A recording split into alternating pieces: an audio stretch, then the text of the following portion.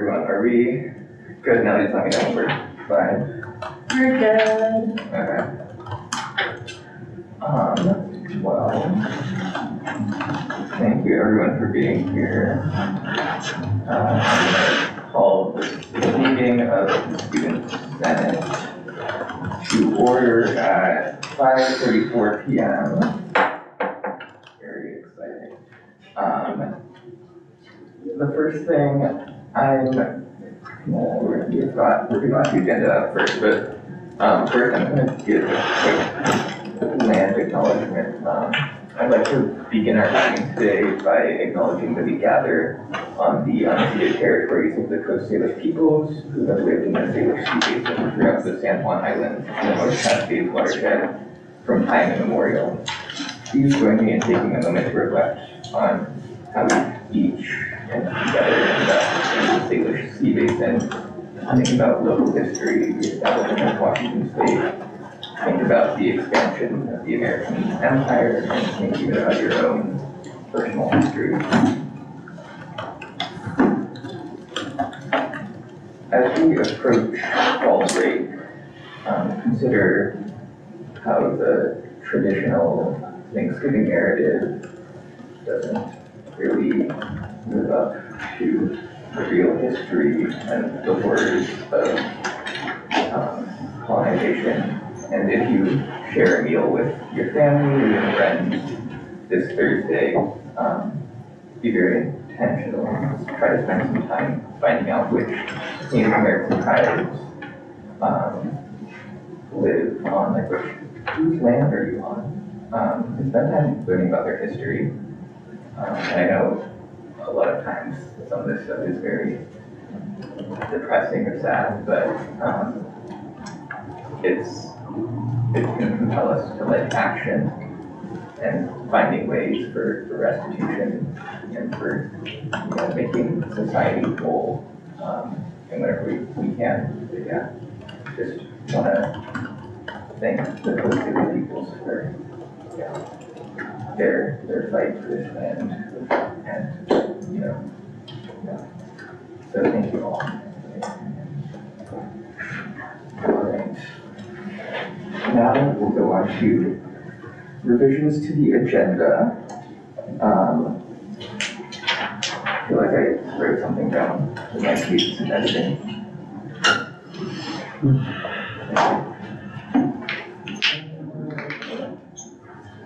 Oh yeah, I would propose that we move the graduate senator appointment to an action item in the Senate instead of a personnel item, and that we change the appointment from an appointment to the Academic Commission Committee to the Academic Coordinating Commission. Is anyone opposed to those two changes to the agenda?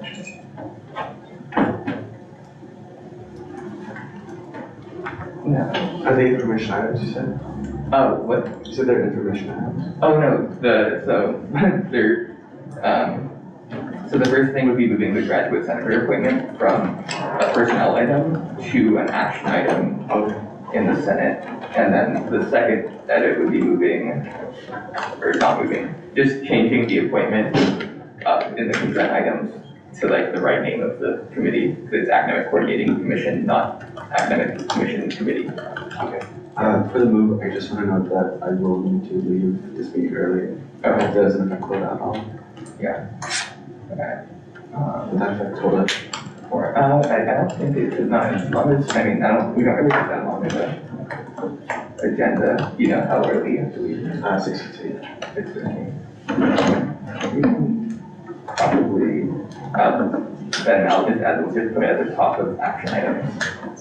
You should be there within the next 15 minutes. Okay. Basically, you wanted to say something? Okay, cool. All right, then we'll do that with the agenda edits. Oh, can you guys not? They're saying they can't hear us online. Yeah, we just saw that. Okay. Maybe speak a little louder. Speak louder. Okay. Maybe. Yeah. Hopefully. Can we move the laptop over there? Yeah. No. And what? Oh, are they joining through that? Yeah. Okay. Okay. that could pose a challenge. Okay.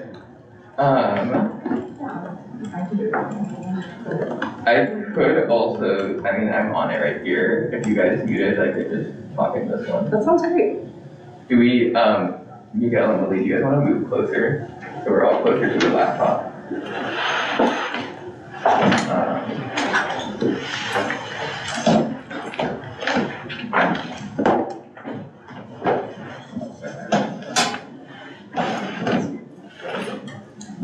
So you're gonna have your mic on there? Yeah. Okay. I'll just put this one. Okay. Can you guys hear us now?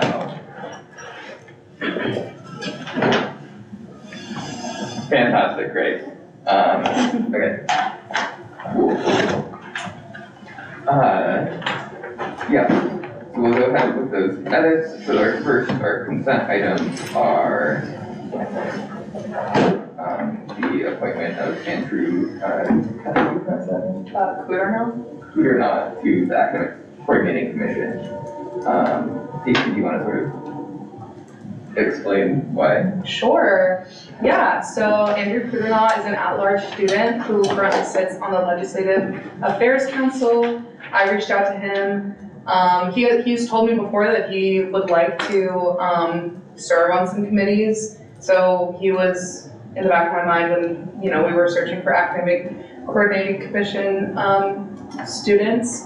And I didn't get any explicit interest in joining the Academic Coordinating Commission from Senate members, which is totally fine, we're all super busy. And so then there are 2 seats on the ACC, by the way, so if anybody else wants to join, that is still an option. But yeah, he was interested and we talked about it, he had the availability, he is interested in what we're going to be discussing, including the PEJ task force and everything that'll come along with that, though he won't be serving on that.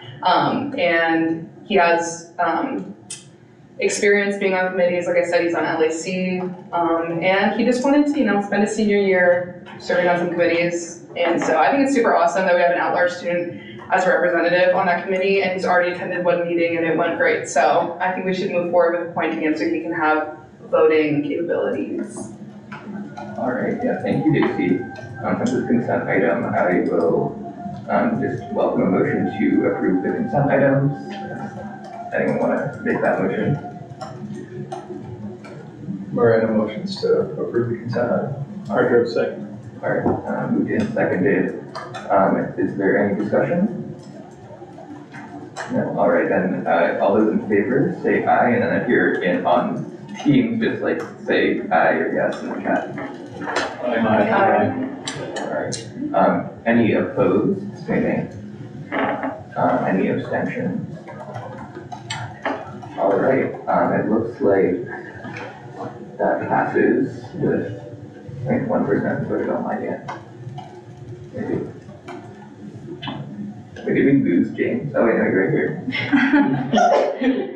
You lost me online. Lost it, okay, yeah. Cool, all right, so that passes unanimously, like 12 or something like that. I can count sometimes. All right, next thing, public forum. Any members of the public here want to say some things in public forum? Not the public, but I wasn't sure when to bring this up. Yeah. About the ACC Commission Committee. I did express interest to join the committee. Yeah, we were talking about that, and then, I don't know, I think we have to have a longer discussion about it because you were also interested in the PEJ seat, and I think that would be a super good spot for you and really important for you to be on.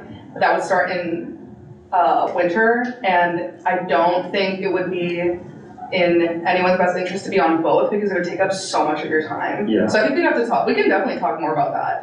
But, sorry, I didn't know it was like a for sure thing that you wanted to do with this, the ACC seat. So yeah, we will talk about that. Okay. Yeah. Thank you for letting me know. Yeah, thank you, yeah. I'll talk a little bit more at the end of the meeting, but there's some other faculty senate committees that also have a few vacant seats. Just as a little thing at the end there. Any other public forum? Okay, cool. We'll move to information items guests, and we don't have any. So then we'll move to action items guests, which we also don't have. So then we'll move to personnel items, which you don't have, the guys who have. So we'll go to information items for the Senate, and we have Outback Farm funding from Melly and Lola. Cool. Hello, everybody. My name is Betty. I'm sure you all know that. We just kind of wanted to take some time to discuss everything that's going on with the Outback Farm. I'm sure we've all gotten emails, kind of students sending a very urgent message that they don't really know where funding is going or what's going to happen with funding and what's going to happen with the farm. And I think that we've all kind of had similar, or not similar, but like different conversations with different groups of people. So we were just kind of hoping to have like a more formal discussion and get everybody on board and have everybody caught up to what they need to be caught up to.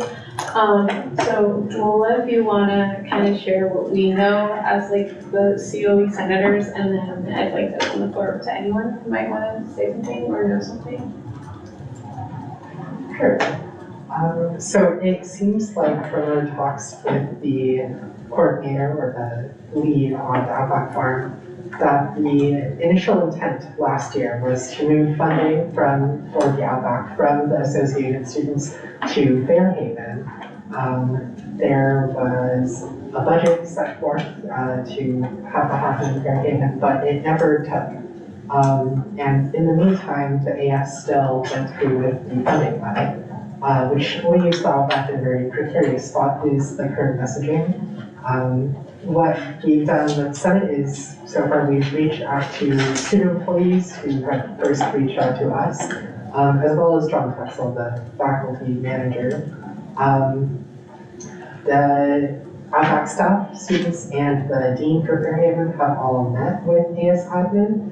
The admin expressed an intent to move away from student coordinator funding because they promised that the AS would not pull, they decided to move away from funding, but they still promised that the AS would not pull funding from the Outback. The current position seems to be that the Outback is going to move into being funded from emergency reserves, in a sense, which is an issue because it means that the Outback doesn't have the security it needs to do long-term planning. If you'd like to add anything else? Yeah, I mean, not much else other than we have reached out to the student employees that reached out to us and we kind of got nothing. We have a meeting set up for Wednesday with one student, I believe.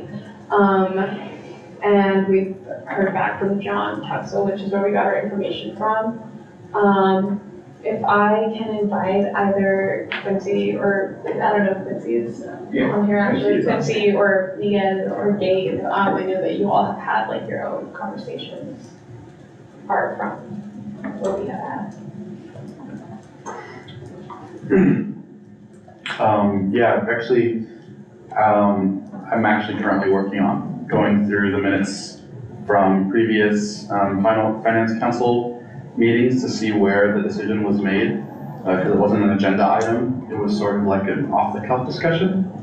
So I've been doing that for Quincy, but I would love to defer to Quincy if you are here, because I believe they had a meeting with John and someone from the finance council on last Friday. I think Quincy has more information on that, but we have been talking a lot with faculty about that. Quincy's here.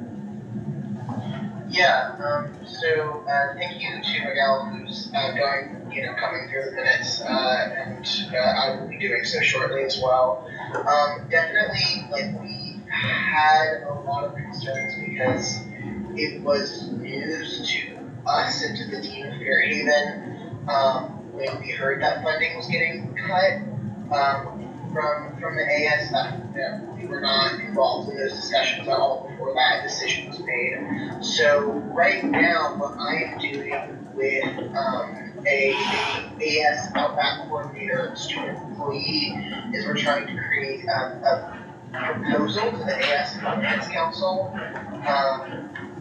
to extend funding through through June. Because the funding is supposed to end in December, and if that happens, then there's the possibility of the farm closing down, which would be a massive loss to the university. So we're trying to get that funding extended to June, and then hopefully, ideally, that will give us time to possibly move funding to DRAC, which I believe is the Departmental Related Activities Committee or Council. Yeah. But it's still like up in the air. Now's the time to propose this to DRAC, but we just don't have the time to have funding be cut in December since it's November 20th. So that is what we're currently working on, and I'm a little concerned about the meeting happening on Wednesday, because that is when break is happening, and I will probably be driving during that time, so I don't know if I can make that. So I'm a little concerned about the meeting time that was chosen for that. Let's see. We would also have to create our own funding stream if we moved to DRAC, which is also like a little up in the air because the farm has been decidedly something that has been very free and open to the public with no cost, and we will probably need to do that through student activity fees, increase the student activity fees for people who take classes in the Apple platform. So that is another thing to be discussed. But the possibility of the farm closing because we don't get this funding figured out is a very real possibility. And that would be a huge hit to us. And then, quite frankly, like that's the $20,000 that funds the 3 student employee positions, the AS Outback coordinators, is money that Fairhaven certainly does not. And not only that, but like the Outback farm will be part of Fairhaven. Well, it is a part of Fairhaven. It's not only Fairhaven. Obviously, it's a partnership between Fairhaven, the AS, the environment, even College of Business and Economics are involved, stuff like that. It's a very collaborative thing. So it's definitely like, this is one of my top priorities right now, is to get funding figured out. But right now, yeah, we're trying to track and trying to extend the funding for the AS as well. Yeah. Thank you, Quincy, for that sort of context. I think I'll jump in with some stuff from last year. This year's stuff I was not fully immersed in, but last year, I think this goes to sort of a broader question about like who makes decisions with AS. And last year, the Finance Council never took like affirmative action to defund the Outback or to defund the AS environmental and sustainability programs, which were sort of folded into the Sustainability Engagement Institute. Both of those decisions were sort of like incident to the general budgeting process, where the Finance Council approved the whole budget, and that whole budget included cuts to the Sustainability Engagement Institute, or not Sustainability Engagement Institute, cuts to the AS environmental and sustainability programs, because those were being shifted into the Sustainability Engagement Institute, or at least that's what we were told. And then the Outback Farm was funded through the end of December with the anticipation that it would be funded eventually through the departmentally related activities committee, which is just a different slice of the $240 or $50 fee, service and activities fee that every student pays. So last year it kind of came to a sort of conclusion, and Eric Alexander, the former fund manager and the former director of the ASWWU, sort of said that the Outback would be continued to be funded through reserves, through like VU reserves or some sort of reserves. And I think the thing that's surprising to me now is that it very much seems like that funding is actually supposed to go through the finance council for that extra reserve funding. Like, it wasn't just gonna be absorbed automatically. Like, there actually has to be affirmative action by the finance council to fund the Outback Farm once again. And the last thing I missed is that once the finance council approved the whole budget, it was also approved by the whole Senate and by the whole executive board. And I'm pretty sure in both of those meetings, the Outback Farm and the environmental and sustainability programs were both sort of brought up as like points, and with sort of the explanations I gave, sort of moved forward with that budget. So there was some amount of student government approval of that budget for that, yeah. If I may, with a little bit of time we have left on this subject, first just want to make it clear that in the negotiations last year, in the discussions, it was clear that DRAC wouldn't absorb the Outback unless the Outback came with its own source of funding. And it never got one, and we cut it anyways. And I think that's important to recognize as an error. And I would appreciate having a quick 30 seconds to discuss some points John Tuxell made about the importance of the Outback, so we all know what exactly is at stake. Reading from him, without funding for student coordinators, the Outback Farm cannot function and will be forced to close its gates. Here's a partial list of what will be lost. A unique outdoor instructional space that for over 50 years has supported student-centered experiential learning. Classes will lose readily available field learning components. We will lose workshops, skill-building opportunities. We will lose a community garden that provides space for student, staff, alumni, and community members to garden. We'll lose our chicken flock and the beehives that will have to relocate. The fresh produce from the Outback Farm that goes to the food pantries will end. We will no longer have logistical support for the Fairhaven Food Pantry. The farm will have to pull out of an instrumental 2-year regional research program on climate resilient dry farming. And ASWWU will likely be decertified as a polluter-friendly campus, and the first university nationwide to be delisted. This is apocalyptic for a university, to say the least. Yeah.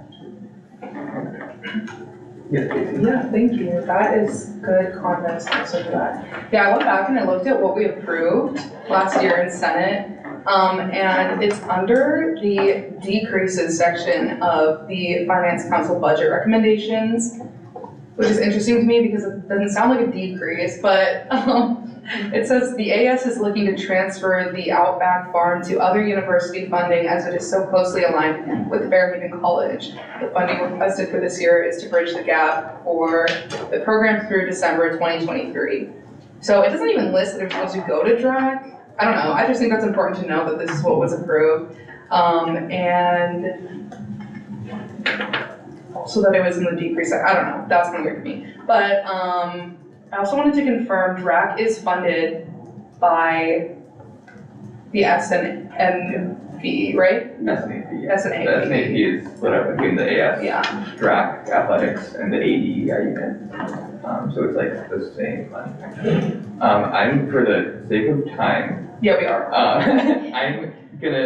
I would propose, we don't really follow the most stringent of parliamentary procedure, but I would propose sort of a motion to suspend the rules and go straight to the graduate senator appointments, and then we can go back to the bylaws after that. So that would just be a motion to suspend the rules and go to the grad senator appointment. Brian moves to suspend the rules. Okay, cool. It's not a tabling, it's a suspension. Yeah, well, that's just where like you kind of just, we're throwing out the rules just so we can go straight to the graduate So you can senator vote. appointment, so you can vote before you leave. God, thank you for being so accommodating, guys. That are the rules for me, literally. Was there a second? Durban seconds. Okay. All right, all those in favor say aye. Okay, all those opposed, nay. I never asked for discussion, but fine. Okay, cool, and then any abstentions? No, cool. Then we're gonna go to the graduate center appointment. And yeah, I guess we have one candidate. We had two candidates apply, we had two empty spots. One of the candidates, there was like some hours conflicts with student employment, so they weren't able to actually do that, but the candidate we're bringing forward, is Ellen Estevez. Yes. Yeah. Ellen Estevez, I should probably like have prepared more for this presentation. One second, let me pull this up. Ellen Estevez was like, it was honestly, like, I think the most basic sort of summary I could give is like, we were all pretty much like, yeah, Ellen would be a good graduate senator. We can go into the, I guess we could go into executive session for 10 minutes and just look at the resume and stuff, if you guys wanted to, is that the guy we're going for, or just wanted to? Are you wondering about the candidates? Yeah, I think they are, that's it, yeah. That's a really great question. Sorry, what was the question? It's gotta be. Oh yeah, maybe, we can, kind of what we did last time was, we kind of went through our rubrics and how she answered our questions for the interview, and then if you guys feel you want more information, we can go into executive session and show the documents we were provided with, like the resume and statement. We can also just do that now, if we think that that's something that we want. Yeah. What do y'all think? I think we should get into executive session and just deliberate over it. Yeah. All right, then I would welcome a motion to enter executive session for 10 minutes. That would be reconvening at 6:11. There's no technicality. If we did suspend the rules, what does it mean for everything else now? Okay. It's like Just that one rule, like, Just go back. there's not, listen, the rules are not very well defined. Okay. We're kind of just going with it. Okay, I would welcome a motion to go into executive session. there have been motions to go into executive session until 6:11 p.m. Dazan seconds. All right, moved and seconded, any discussion? No? All right, all those in favor say aye. Aye. All those opposed say nay. All right, any abstentions? You're saying, okay. All right, then we're now going to be in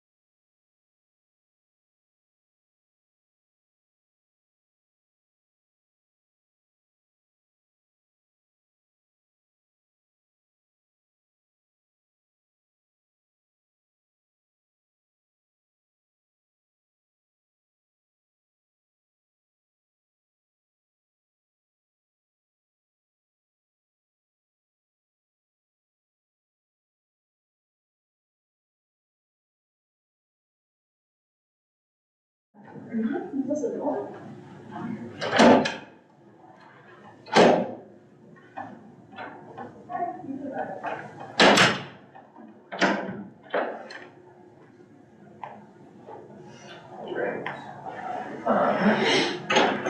Then I would welcome a motion to appoint Ellen Estes to be a graduate senator. Motion to approve. Ellen Estevez. Design seconds? Alright, moved and seconded. Is there any discussion? Alright, there's no discussion. Just so you guys know, we'll need all 12 votes in favor for it to actually happen. So we need a two-thirds of the Senate to vote in favor of a new mission. To keep that in mind. So All of the Senate, not just quorum. yeah, all of the Senate. Wow. Yeah. Well, like, all of the people that are here now. No, all of the Senate. It says 2/3 of the Senate. Yes. Wow. Yeah. Which would be, yes, because we have 12 here. Yeah. Okay. Sorry. Go Yeah. ahead, go ahead. Okay, yeah, all those in favor, say aye. Aye. Alright, all those opposed, say nay. If there's any abstentions, just say abstain or type abstain. So you've got all three, there's only 3 people online.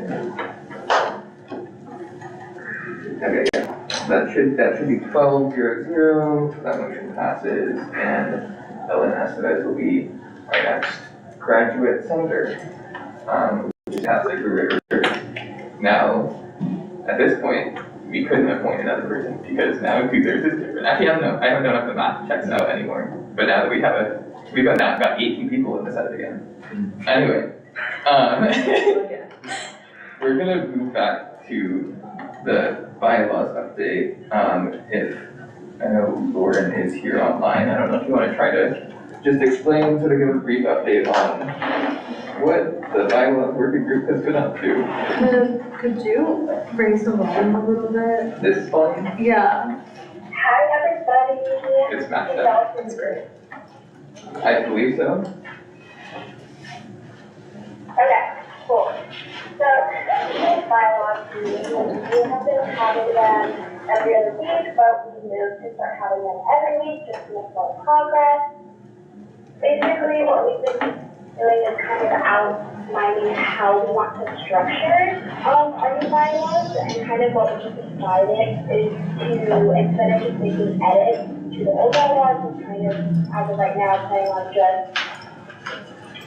writing new bylaws, but taking things from the old bylaws, and we have a really successful meeting on Friday where we kind of decided what articles we wanted in our bylaws, and I think we're making good progress. Yeah, that's what I have to share. That covers it for me. Yeah, Devin. Yeah. Do you guys have like a general outline of the new bylaws to share? Yeah, I could read those out. I have to pull it up. Let's see. Oh, yeah, Jason. Oh yeah, Durbin, I'm also on this committee. Yeah, we just sectioned off, like, the first couple meetings were a lot more discussion, a lot more abstract, and we just sectioned off like what specific things we were each going to be working on, and how it's going to be, like formatted and stuff, so we don't have a lot to show you guys. We kind of decided that once we had something more substantial, we'll bring an actual document for us all to discuss. But we can totally pull up like our outline, if you're interested. Yeah, I'll just kind of read the articles. So our first article we have is name, purpose, objective. The second one is authorities and scope. Third one is membership. Fourth one is meetings. Fifth is records, and sixth is amendments. This sort of simplifies it, because I think if you look at our current bylaws, I don't have them with me exactly right now, but it's sort of like confusing. It's confusing, there's a lot of repeating information in our bylaws, and also sometimes that information isn't the same. It's not like the same, so, yeah, let's just think about a chat here. Oh, just yeah. No, For context, just like when was the last one yes. published, I guess? Yeah, so the last set of bylaws, I believe, were passed in 2021? 2022. Okay, so about 2 years ago, last spring. I don't know, I can't understand that. And were those revisions to old bylaws or like a whole new? That's a great question. I think they were just an edit to the, like, existing bylaws. So I'll go ahead and read the, like, existing, headings, which is name and objectives, membership qualifications, Senate leadership, Senate membership, meetings, voting, committees, reported, granted authorities, books and records, amendments. So, and we kind of condensed some of that stuff to make it make more sense. Yeah, Daisy? Yeah, and then also, I don't know, now we're kind of on a roll to be talking about this. Yeah, we also look at like other institutions' bylaws for their senate and their governments. And so that was really helpful. And then when you mentioned committees, it made me think about how we list, I don't know if you guys looked at the bylaws, we list like every single committee that, or most committees that we're charged with. And so that doesn't need to be there, that can be a separate document. And then we're also looking at something else that I just forgot I was gonna say. So, oh man, it was gonna be more interesting than. Executive order. Oh yeah, also like there are just straight up things in the bylaws that we just don't do. And so it's not wrong, like it's not like we need to be going back, we just need to make the bylaws like what we're actually doing and the way our structure actually is to reflect it instead of trying to force our structure to reflect our bylaws, you know?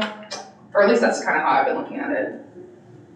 Yeah, Yeah, Leanna. if anyone wants to be added to the bylaws working group, just send any of us a message and you can be included. Yeah, Lauren is the one sort of doing most of the organizing Yeah. around the meeting, and stuff that might be appropriate. Send Lauren an email, maybe CC me and Leanna. Yeah.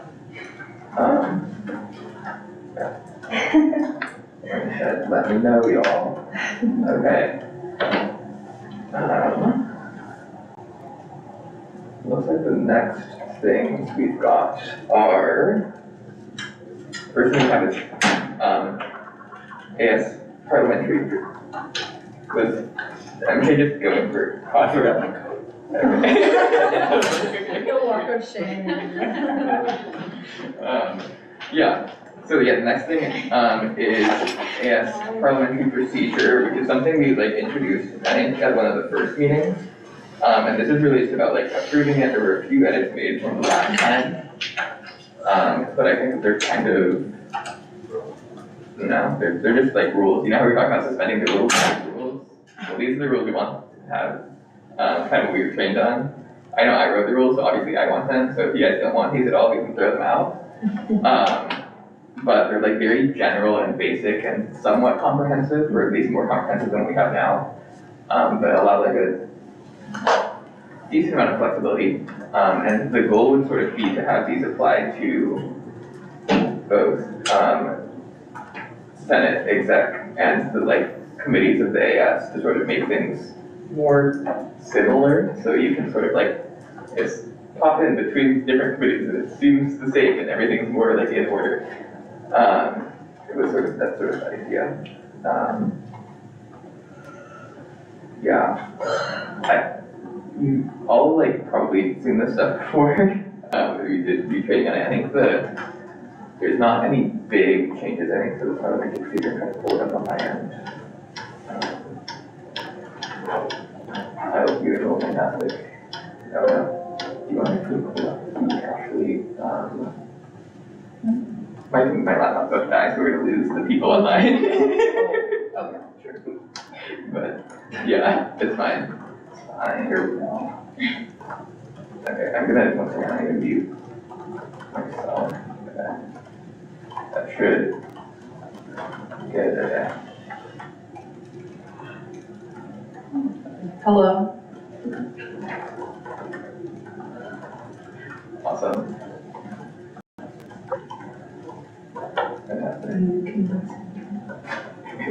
God, I love technology. Yeah. Did they say yes?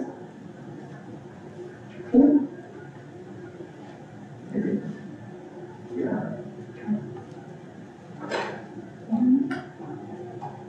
We lost them. Hello.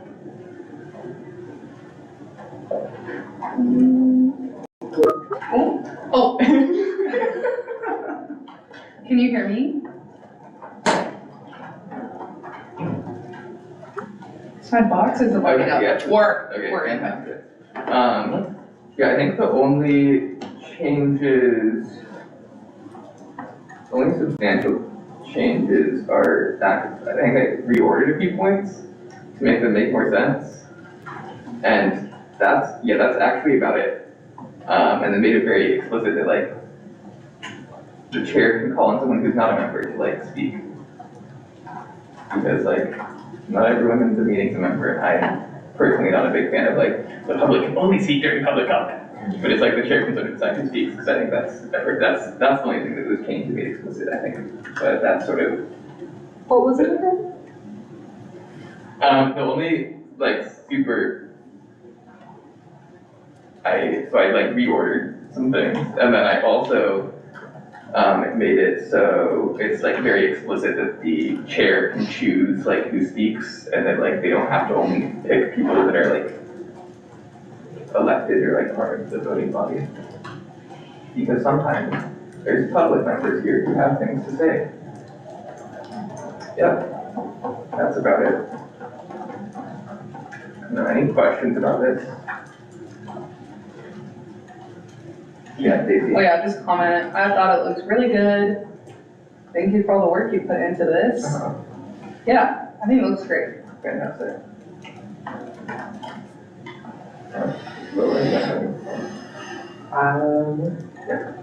Fantastic. No one's really just enthralled by this parliamentary procedure, really wants to dig in, no? There's no takers? It's just all the corrections you made just make so much sense. Just makes so much sense. Fantastic.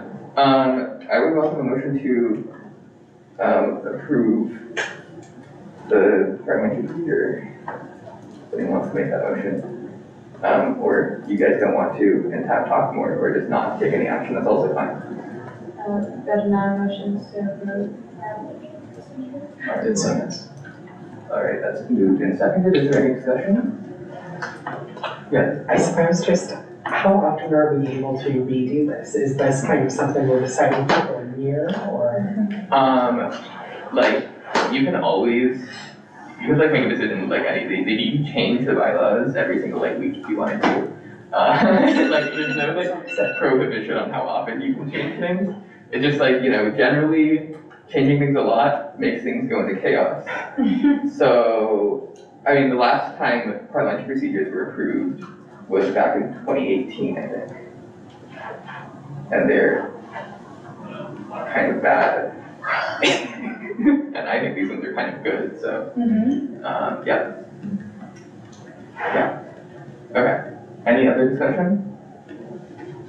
No, all right, then the motion is to, on the approval of, raising my hand, okay. On the approval of the parliamentary procedure, all those in favor say aye. All right, all those opposed say nay. Are there any abstentions? No, all right, if that passes 11-0-0. Fantastic. The next thing is even more exciting. It's the meeting guidelines. In a very similar vein. Yeah. I have a quick question that's not like relevant at all? Are we supposed to be approving past meeting minutes?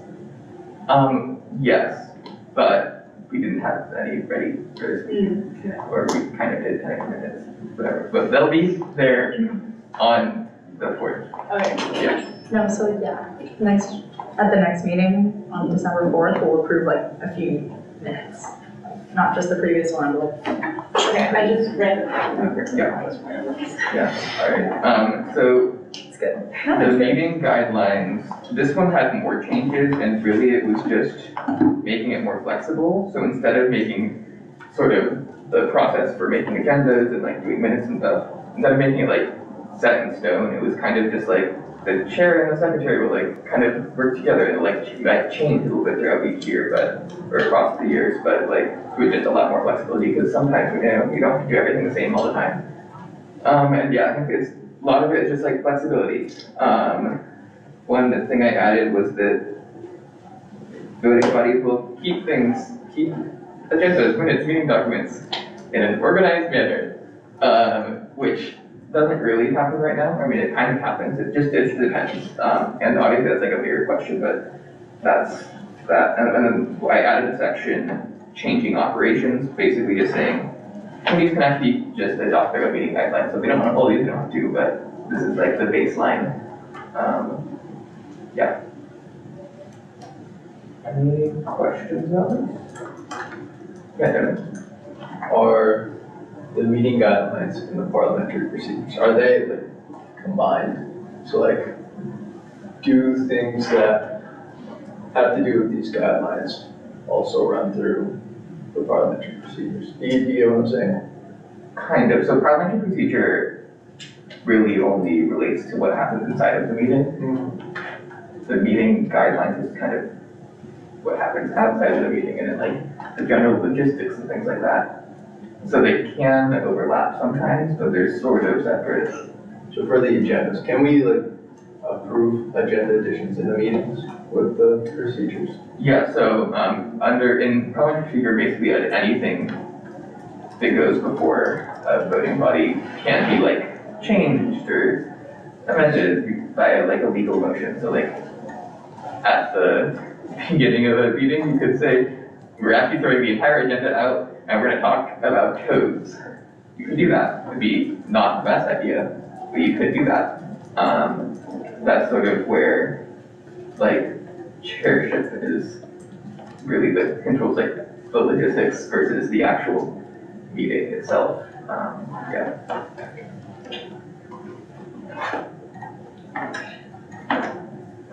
Alright.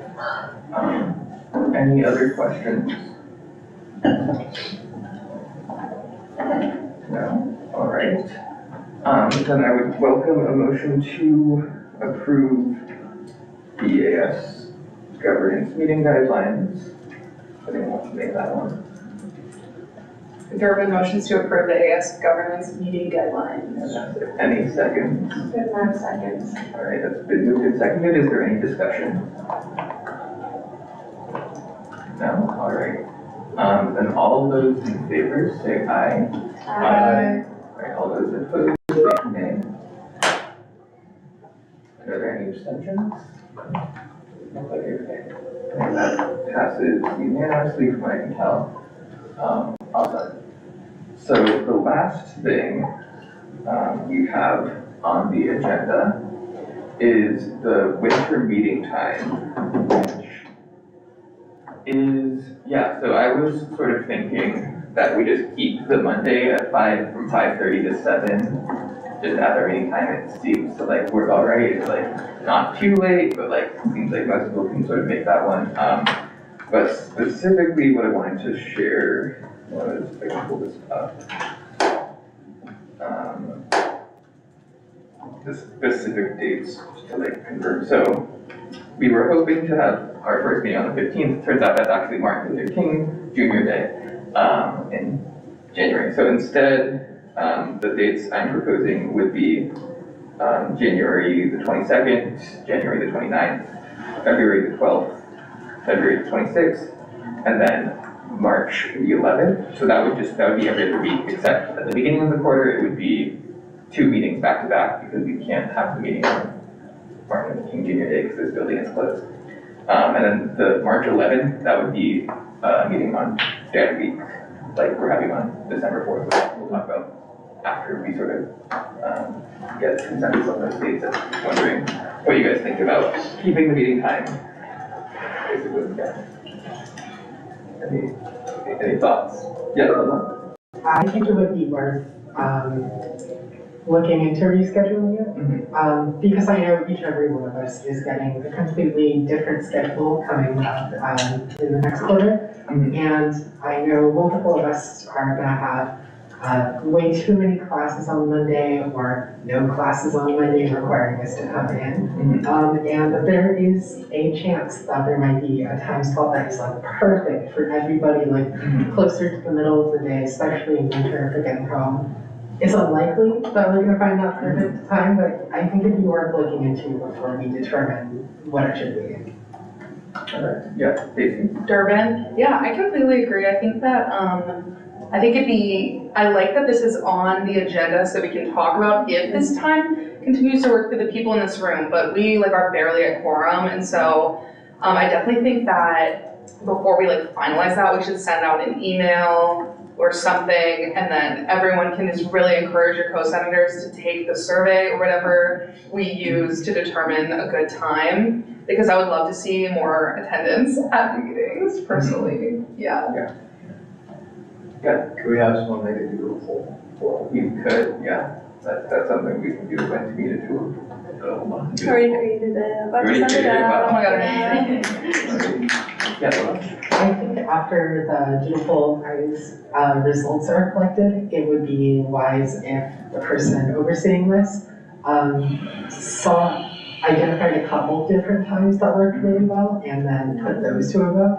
I think this last time we got an option and we were asked, is this good or not? I think having multiple options of what works for everybody could be really good. okay. Yeah, I think that's a good idea. Yeah, we'll bring a silver platter of options. And then, yeah, so any other comments on the winter meeting times? I don't know if there's anything. Okay, then the last sort of thing would be, for the 4th, December 4th, that's a Monday of Dead Week. I just want to get the general like vibe of like how many people think they could come, if we like still want to have that meeting. Yeah, it'd be December 4th at 5:30, same time, same room, same building. Meeting of Dead Week. Yeah, Stacey? Oh, just to ask a question, Durbin.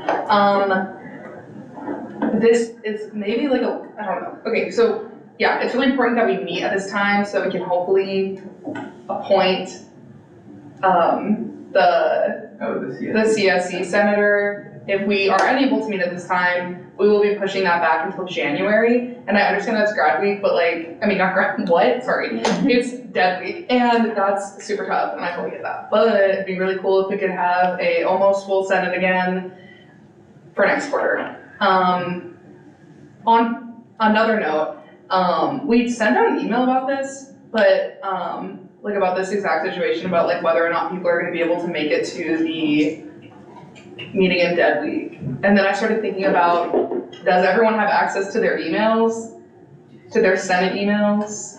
Yeah, I mean, Is there anybody who doesn't? Because I heard somebody didn't. So Lola kind of doesn't.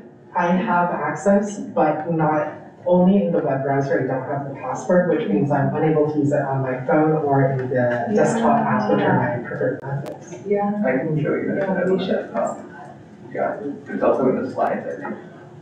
Yeah, Melanie? Do you know when you sent that email We sent that, I think it came from Gabe's email. Right? Yeah. And that wasn't, I think that was just a CC. Yeah. I don't know, email, times, a circle. I think the 8th of November. Yeah, Devin. Which slides? Which slides? Yeah. Oh, so it's gonna be in the Senate Teams. I think it's called the, copied from exact words, summer training 2023 or something like that. Are you on the email yet? I can show you right now. No. Okay. And then, I personally can't go. I was gonna request an absence after this, because I have a final presentation I have to give for a class. Okay. And then, if we don't have enough people to come, can we just make a motion to have that vote be taken offline and then record it afterwards in the following meeting? Like, go over the results of it, so that we can go through the actual process and then still report on it in another Senate meeting? I don't believe so. I mean, I think that we can look into alternatives, but it's like, it's sort of like not the best to do it that way. And I think, like, maybe technically the attorney general would be like, oh yeah, that was like a meeting, but maybe only in like the, litigation sense where they're like, oh, we can sue you if you have a meeting versus, oh, you can have a meeting and actually conduct business here. Especially since it's like personnel. Yeah, especially because, yeah. Like hiring. I think it would sort of, if we don't have I think it's probably still 12 people with 18. Yeah, it is. I did math. 6 plus 6 plus 6 equals 18. 6 plus 6 equals 12. So yeah, I think it would sort of be, if we don't have 12 people at that meeting and 12 people voting yes, then it's time to move it to January, and I mean, it's not ideal, but also it's entirely possible that actually no one applies in the next week, and it doesn't matter. We just have a normal meeting. So, yeah, Daisy? Maybe also an idea might be, if we can somehow get a for sure, I know it's really hard because it's dead week, and I have a tendency to like not go to, or to, be like, okay, I'm gonna like not go to this one meeting, and I'll make up for it, but maybe if we could like really gauge if there's like a for sure yes or no from most people, and then we can decide whether or not we're gonna have a meeting, because if more people are likely to come to a meeting the week before and we have things to approve and no one's gonna come in that week, then like we might as well just move up the meeting. Yeah, you guys see what I'm saying? Yeah. John? Yeah, I would say, like, the window of application too puts it in a really precarious spot. Yeah, It's open for sure. until Sunday, so people are gonna be home on Thanksgiving break, so it's not going to get out there very much, so I think it's fairly likely there won't be any applicants, but hopefully there will be, but so I'm, Not yet, no. but, Can it be tentative until after the application window closes? Could you explain further? Yeah, so after the application window for the CSE senator closes, then we decide if we have a meeting, so we can approve that senator if there's one. Yeah, we could do that, yeah. Just a suggestion. So is it sort of, it's the vibe I'm getting that if we don't have to appoint someone, or if we don't have someone to appoint, that you guys don't really want to meet on December 4th? Or you still want to meet on December 4th if you don't do whatever, then yeah, John? what other important agenda items do we have for that? That's a great question. I think maybe, yeah, I don't think there's anything like super pressing that I can think of, but I mean, I can imagine there would be some there's probably some random, like, things committee appointments. I might come talk about ACC, but you guys might not want to be there. If any of you guys have something that you wanted to bring, this would be moving it up a week if you wanted something to get talked about. Yeah. If there's a decision not to have it on the 4th for whatever reason, you guys could try and have a special meeting. I think that might be a little bit harder because of the application. It's gonna have to be like pretty quick. all great. Okay. I'm sort of leaning towards if Yeah, it would be I thought nice. there was a little sneak There was a sneaky. peek in between, yeah, but no, there was it would be a- nice. no. Okay. So what I'm sort of getting is that if we don't have someone to confirm for the CSE appointment, and there's also nothing else that's like of any, pressing importance, that we just don't have the meeting on the 4th, and I'll send that email out probably by next Monday, or on next Monday, we'll know for sure whether we're meeting on the 4th. And so we are final Good. for the quarter. Yeah. All right. Cool. All right, that is our, I guess we have Senate reports next. Is there any reports anyone wants to make, some updates that you didn't get to share yet? Yeah, Lily? Okay, so me and Matt have been planning a little lunch, that's going to be like the Thursday after we come back from break. It's really cute, you should all come. It's kind of framed as just like an opportunity for like Woodring students to like meet their senators, but it's like very cash, because I just wrote that it was hosted by us. So it's like, y'all should come, and it's gonna be super cute. We got like bagels and cookies and coffee and tea and juice. So yeah, that should be pretty cool, yeah. That looks awesome, and I love the poster, it's so cute. Thank you. Devin and I also completely stole your idea, because I told Devin about how you did it last year, and it sounded super fun. So we're also doing it. We were also thinking about doing it on the Thursday after break, but like in CBE, but we haven't really talked about it, so we'll see. But yeah, that sounds awesome. And then I'm also hoping that after this meeting, we could take like a quick group photo to like post on Instagram and be like, oh, like, have a nice break. See you later. Yeah, that could be cool. Thank you, Lily. Any other? Yeah. Yeah, I've got a couple of projects I'm working on. The first is a project with food security on campus. We all know it's terrible, we live in a food desert, and Chartwell's, the new contract, still has intense exclusivity in it, meaning that they're free to gouge us as much as they want. I recently submitted a FOIA request to get the contract and a bunch of other documents. I can send it to you. Oh, I already got it. Oh, Yeah. Took a while, yeah, no, I did. did it take you 6 months? It took only 1 month. It might not have been FOIA, it was something. Well, yeah, it's probably because I already did it. Cool. But yeah, I got documents and I'm looking for wiggle room in their exclusivity to try and get programs on campus to break up the monopoly. It looks like the only exceptions to their monopoly are in the bookstore, in Vendors Row, and the food pantries. So I'm looking to see if maybe we can do something there in the next couple months. And another project on accessibility. The College of the Environment, or Environmental Science building, is being redone in a very fundamental way. They're basically demolishing and rebuilding it without the demolishing. So I'm trying to get contact and survey and get experiences from students with disabilities who are use that building to see like, what would you like? I'm doing this in tandem with my campus planner, Forrest Payne. And so far I haven't gotten a single student to reply, should I say? So yeah. Thank you.